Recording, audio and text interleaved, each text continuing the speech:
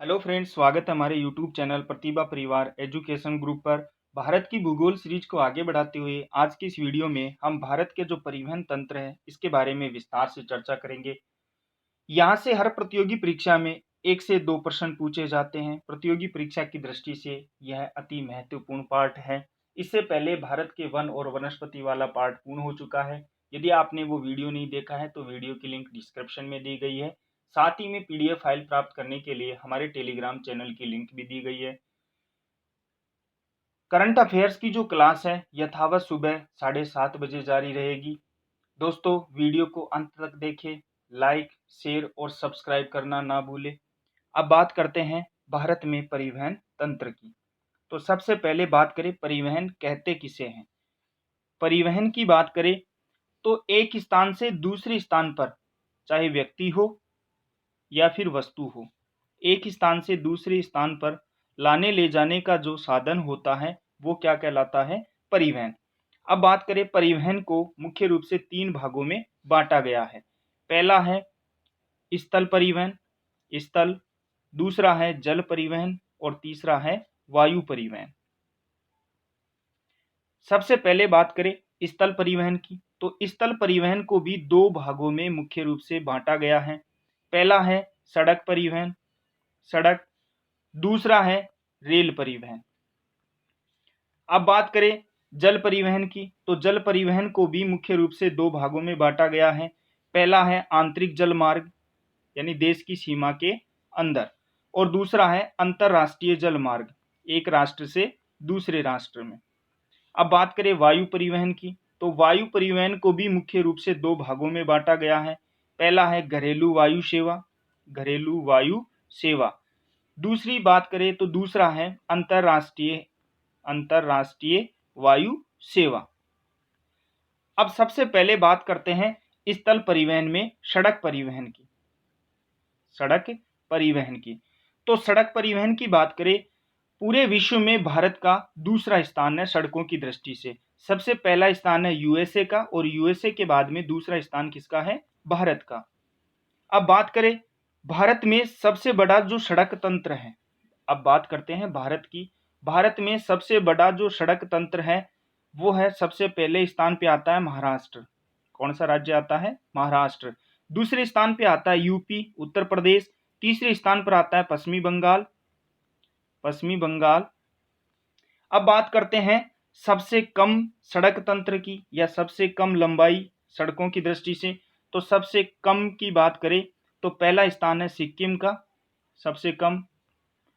दूसरे नंबर पे है मिजोरम,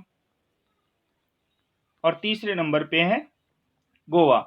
यानी कम से कम 3-3 जो राज्य हैं उनके बारे में आपको ध्यान में रखना है।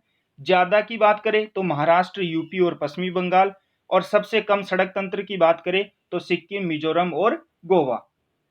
अब बात करते हैं सड़क घनत्व की। सड़क घनत्व, सड़क घनत्व की बात करें तो सड़क घनत्व है भारत में लगभग 1.66 किलोमीटर प्रति वर्ग किलोमीटर। प्रति वर्ग किलोमीटर, प्रति वर्ग किलोमीटर का मतलब 1 वर्ग किलोमीटर। अब बात करें सड़क घनत्व की दृष्टि से, सड़क घनत्व की दृष्टि से पहले स्थान पे कौन सा राज्य है? तो केरल, और केरल के बाद में दूसरा स्थान किसका आता है? पश्चिमी बंगाल का, पश्चिमी बंगाल, और तीसरा है असम का।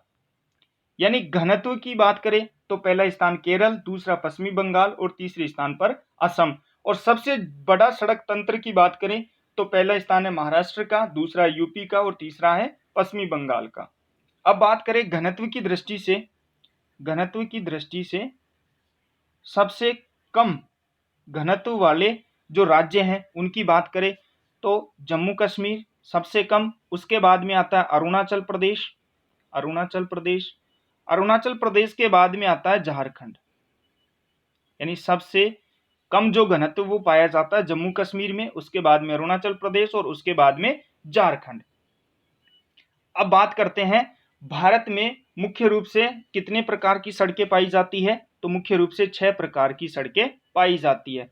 सबसे पहला है एक्सप्रेसवे, सबसे पहला कौन सा है? एक्सप्रेसवे। और दूसरा है राष्ट्रीय राजमार्ग। राष्ट्रीय राजमार्ग, तो एक्सप्रेस वे और जो राष्ट्रीय राजमार्ग है, इनकी देखरेख की जो जिम्मेदारी वो है केंद्र सरकार की। किसके अधीन आती है एक्सप्रेस वे और राष्ट्रीय राजमार्ग? तो केंद्र सरकार के अधीन। अब बात करें, तीसरे नंबर पे आता है राज्य राजमार्ग, राज्य राजमार्ग, और चौथे नंबर पे आता है जिला सड़कें, जिला सड़कें। इनकी जो रखरखाव है उसकी जिम्मेदारी है राज्य सरकार की, राज्य सरकार की। अब बात करें पांचवें नंबर पे, तो ग्रामीण जो सड़कें हैं, ग्रामीण जो सड़कें हैं उनके रखरखाव की जिम्मेदारी केंद्र और राज्य दोनों की है। केंद्र और राज्य सरकार दोनों इनकी रखरखाव और निर्माण की जिम्मेदारी है। छठवें नंबर पे आती है सीमा सड़कें, सीमा सड़कें। इसकी बात करें तो इसकी जिम्मेदारी है केंद्र सरकार, और केंद्र सरकार के अंतर्गत जो रक्षा मंत्रालय है, इस रक्षा मंत्रालय के अंतर्गत यह सड़कें आती हैं। इन जो सीमा सड़कें हैं, यह सीमावर्ती जो क्षेत्र हैं या सामरिक दृष्टि से अति महत्वपूर्ण है, सामरिक दृष्टि से महत्वपूर्ण होती है ये सड़कें। और इनका जो निर्माण है, इन सड़कों का निर्माण है वो किया जाता है बीआरओ के द्वारा। बीआरओ का मतलब बॉर्डर रोड ऑर्गेनाइजेशन के द्वारा इनका रखरखाव किया जाता है। अब बात करें बीआरओ, इस बीआरओ का मुख्यालय कहाँ है? तो नई दिल्ली में। ये भी ध्यान में रखना है, बीआरओ का मुख्यालय कहाँ है? नई दिल्ली में। और इसका पूरा नाम क्या है? Border road organisation.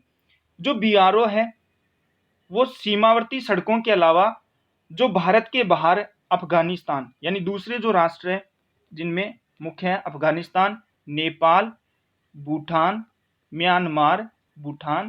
म्यांमार जैसे देशों में भी सड़क निर्माण का कार्य करता है बीआरओ। अब बात करते हैं सबसे पहले राष्ट्रीय राजमार्ग की। बात करें राष्ट्रीय राजमार्ग की, तो राष्ट्रीय जो राजमार्ग है इसके जो विकास की जो जिम्मेदारी है वो है भारतीय राष्ट्रीय राजमार्ग प्राधिकरण के अंतर्गत आता है। प्राधिकरण, national highway authority of India. और इस भारतीय राष्ट्रीय राजमार्ग प्राधिकरण की जो स्थापना है वो कब हुई थी? 1988 में। स्थापना तो हो गई 1988 में, लेकिन इसने कार्य कब से प्रारंभ किया? कार्य प्रारंभ किया था 1995 से। 1988 में स्थापित हो गई थी, लेकिन कार्य कब से प्रारंभ किया था? 1995 से।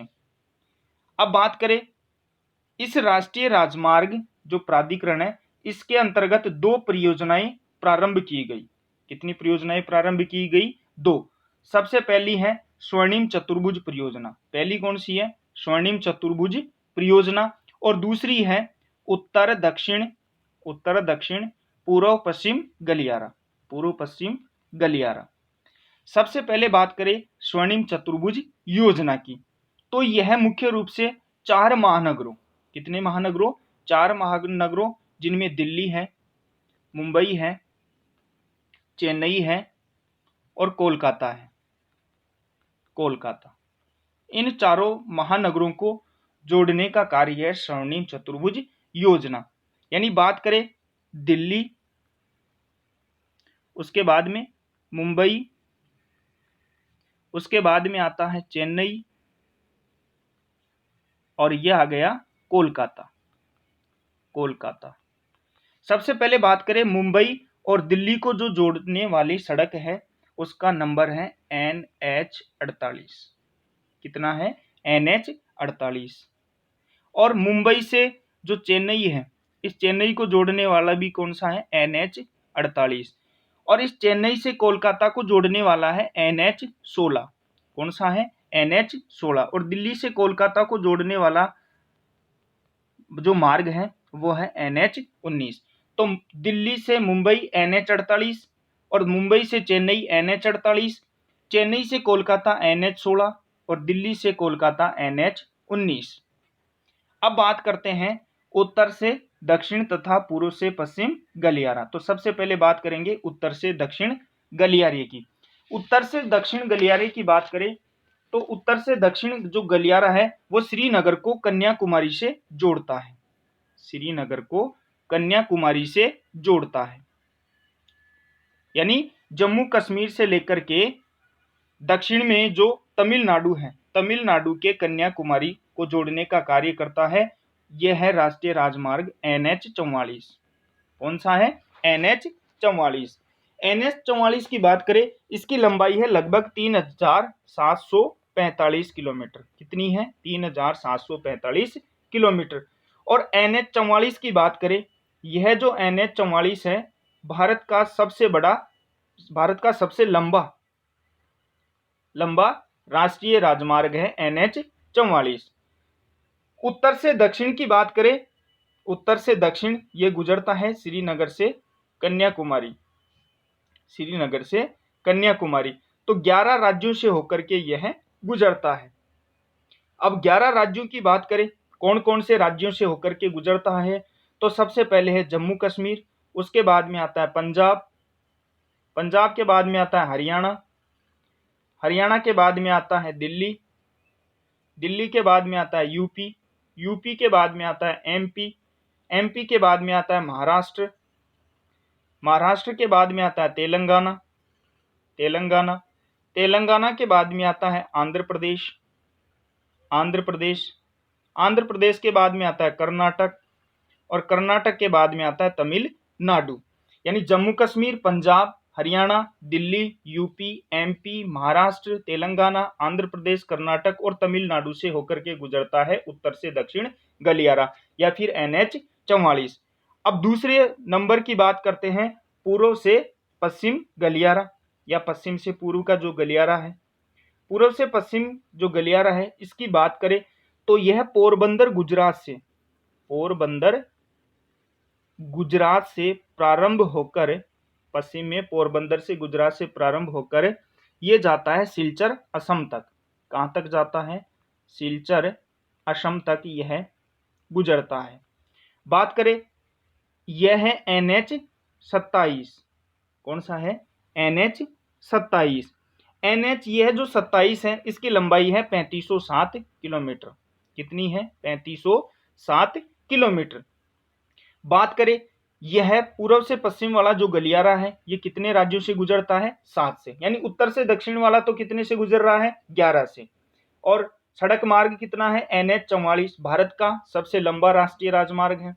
और यह जो पूर्व से पश्चिम वाला गलियारा है यह NH27 है, 3507 किलोमीटर है और कितने राज्यों से गुजर रहा है? 7 से। यदि इन 7 राज्यों की बात करें तो 7 राज्यों में आता है गुजरात, गुजरात के बाद में आता है राजस्थान, राजस्थान के बाद में MP, MP के बाद में यूपी, यूपी के बाद में बिहार, बिहार के बाद में पश्चिमी बंगाल और असम, पश्चिमी बंगाल और असम।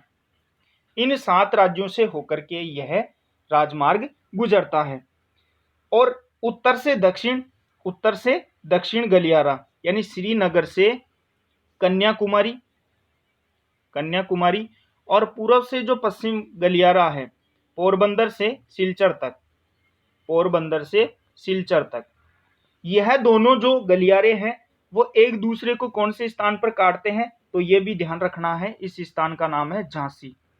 क्या नाम है? झांसी। ये ध्यान रखना है, मोस्ट है कि उत्तर से दक्षिण गलियारा और पूर्व से पश्चिम जो गलियारा है वो कौन से स्थान को काटता है, कौन से स्थान पर एक दूसरे को काटता है? तो झांसी में ये एक दूसरे को काटता है। अब बात करें प्रमुख जो राष्ट्रीय राजमार्ग है इनके नामांकन की। प्रमुख जो राष्ट्रीय राजमार्ग है इनके नामांकन की। कौन कौन से राष्ट्रीय राजमार्ग हैं प्रमुख, इसकी बात करें, राष्ट्रीय राजमार्गों की बात करें प्रमुख की, तो सबसे पहले आता है NH1 और वेरी इंपॉर्टेंट है, बहुत महत्वपूर्ण है। NH जो 1 है वो उरी से लेह तक जाता है। कहां से जा रहा है? उरी, श्रीनगर और लेह। और इस राजमार्ग के मध्य में एक दर्रा है, एक दर्रे के मध्य से गुजरता है और उसका नाम क्या है? जोजिला दर्रा। क्या नाम है? जोजिला दर्रा। और यह जो NH1 है वो 2 केंद्र शासित प्रदेश यानी 2 नवनिर्मित जो केंद्र शासित प्रदेश हैं, पहला है श्रीनगर और दूसरा है लद्दाख। इन दोनों केंद्र शासित प्रदेशों से होकर के गुजरता है NH1। बहुत महत्वपूर्ण है, बहुत इंपॉर्टेंट है, क्योंकि दोनों जो केंद्र शासित प्रदेश हैं हाल ही में निर्मित हुए हैं, इसलिए यह प्रश्न पूछे जाने की संभावना है। अब बात करते हैं अगले राष्ट्रीय राजमार्ग की। अगला है NH3। NH3 की बात करें तो यह है अटारी पंजाब। अटारी कहाँ है? पंजाब में। अटारी पंजाब से होकर के मनाली हिमाचल तक, मनाली हिमाचल प्रदेश तक यह राष्ट्रीय राजमार्ग गुजरता है। अगले राष्ट्रीय राजमार्ग की बात करें तो अगला है NH5। NH जो 5 है वो लुधियाना से शिमला तक जाता है। लुधियाना से शिमला तक यह राष्ट्रीय राजमार्ग गुजरता है NH5। अब अगले राष्ट्रीय राजमार्ग की बात करें तो अगला है NH27। इस NH27 के बारे में हमने पहले पढ़ लिया है। ये पूर्व से पश्चिम गलियारे के अंतर्गत आता है, 7 राज्यों से होकर के गुजरता है, पोरबंदर से सिलचर तक जाता है। अगला NH है 53, 53। इस 53 की बात करें तो यह सूरत गुजरात से पारादीप उड़ीसा तक जाता है। बात करें यह NH जो 53 है, यह NH जो 53 है यह भी बहुत महत्वपूर्ण है। क्यों है? क्योंकि यह दक्षिण भारत का पश्चिम से पूर्व को जोड़ने वाला सबसे लंबा राष्ट्रीय राजमार्ग है जो पूर्व से पश्चिम को जोड़ता है। अब बात करें अगले राष्ट्रीय राजमार्ग की। अगला है NH30, 13। यह तवांग अरुणाचल प्रदेश, तवांग कहाँ है? अरुणाचल प्रदेश में। तवांग से नामचा अरुणाचल प्रदेश तक गुजरता है। और बात करें यह प्रसिद्ध क्यों है? क्योंकि यहीं पर भारत और चीन की जो सीमा है, भारत और चीन की सीमा स्थित है। कहाँ पर? NH30 के समीप। अब बात करें अगले राष्ट्रीय राजमार्ग की। अगला है NH19। NH जो 19 है यह दिल्ली से कोलकाता तक जाता है। और पूर्व में इसका नाम क्या था? NH2। पूर्व में इसे किस नाम से जाना जाता था? NH2 या GT रोड। ये बहुत महत्वपूर्ण है। पूर्व में इसे GT रोड के नाम से भी जाना जाता था और इसका नामांकन कितना था? NH2। अब बात करते हैं सम संख्या वाले राष्ट्रीय राजमार्गों की। तो पहला है NH2। NH2 की बात करें तो यह डिब्रूगढ़ असम से सोंद मिजोरम तक जाता है। अब बात करें यह भारत का सबसे पूर्वोत्तम राष्ट्रीय राजमार्ग है। इस राष्ट्रीय राजमार्ग की बात करें तो यह भारत का सबसे पूर्वोत्तम राष्ट्रीय राजमार्ग है। बात करते हैं अगले राष्ट्रीय राजमार्ग की। अगला राष्ट्रीय राजमार्ग है NH4। इस NH4 की बात करें तो यह अंडमान निकोबार से पोर्ट ब्लेयर दिगालीपुर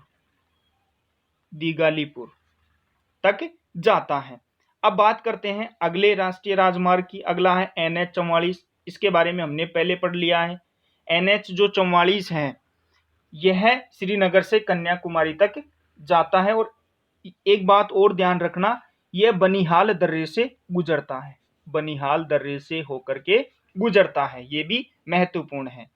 अगला है NH16। यदि NH16 की बात करें तो यह कोलकाता से चेन्नई तक जाता है, कोलकाता से चेन्नई तक। और यह जो NH16 है यह पूर्वी घाट के समानांतर गुजरता है, ये भी महत्वपूर्ण है। पूर्वी घाट के समानांतर कौन सा राष्ट्रीय राजमार्ग गुजरता है? तो NH16। अब बात करते हैं अगले राष्ट्रीय राजमार्ग की अगला है NH 66।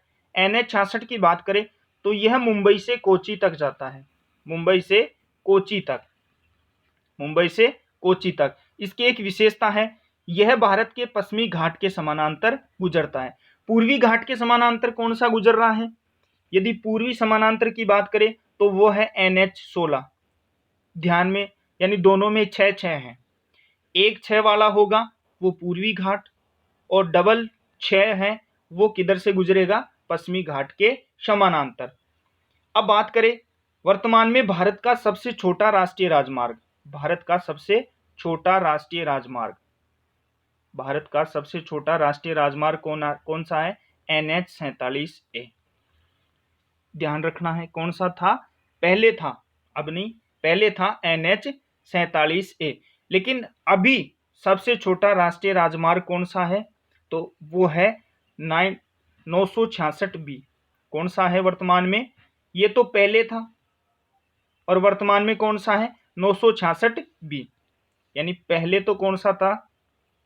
सबसे छोटा, सबसे छोटा, पहले सबसे छोटा, पहले पहले तो कौन सा था? NH 47A। और वर्तमान में सबसे छोटा कौन सा है? तो ध्यान में रखना है 966B, और यह कोची से वेलिंगटन तक जाता है, कोची से वेलिंगटन तक जाता है। और इसकी लंबाई कितनी है? तो मात्र 6 किलोमीटर। तो वर्तमान में सबसे छोटा कौन सा है? 966B। और सबसे छोटा पहले कौन सा था? तो NH 47A, लेकिन हाल ही में 966B है। और लंबाई कितनी है? 6 किलोमीटर। और कहां से कहां तक गुजरता है? तो कोची से वेलिंगटन तक जाता है। तो यह थे भारत के प्रमुख राष्ट्रीय राजमार्ग, जो परीक्षाओं की दृष्टि से अति महत्वपूर्ण है।